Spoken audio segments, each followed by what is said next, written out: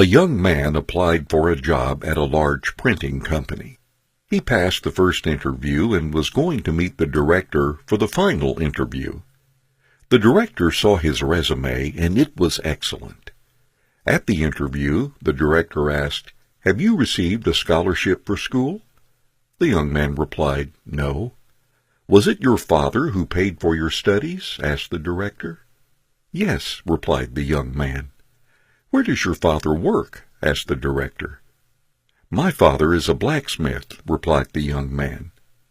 The director asked the young man to show him his hands. He showed a pair of soft and perfect hands. "Have you ever helped your parents at their job?" asked the director. The young man said, "Never. My parents always wanted me to study and read more books. Besides, he can do the job better than me." The director responded, "I have a request.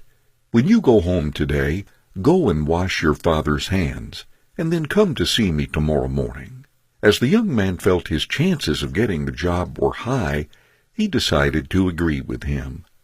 When he returned to his house, he asked his father if he would allow him to wash his hands. His father felt strange, yet happy, and showed his hands to his son. His son washed his hands slowly. It was the first time that he noticed that his father's hands were wrinkled and had many scars. Some bruises were so painful that his skin shuddered when he touched them. This was the first time that his son recognized what it meant for this pair of hands to work every day to be able to pay for his studies. The bruises on the hands were the price that his father paid for his son's education, his school activities, and his future. After cleaning his father's hands, the young man stood in silence and began to tidy and clean up the workshop. That night, the father and son talked for a long time. The next morning, the young man returned to the director's office.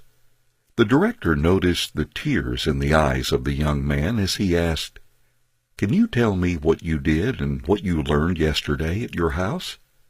The young man replied, "I washed my father's hands, and when I finished, I stayed and cleaned his workshop.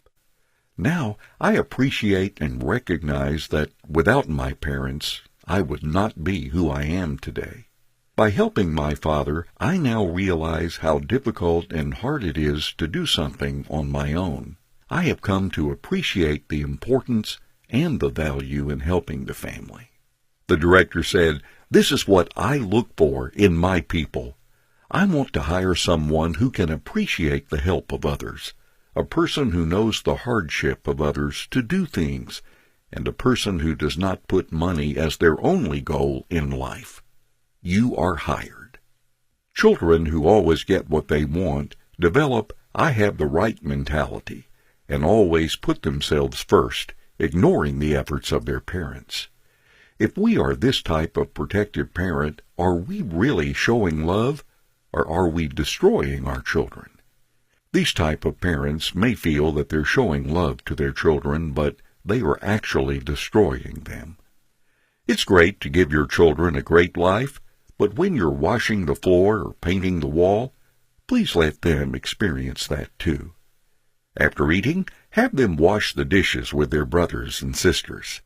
The most important thing is that your children learn to appreciate your efforts, to experience the difficulties, and to learn the ability to work with others to get things done.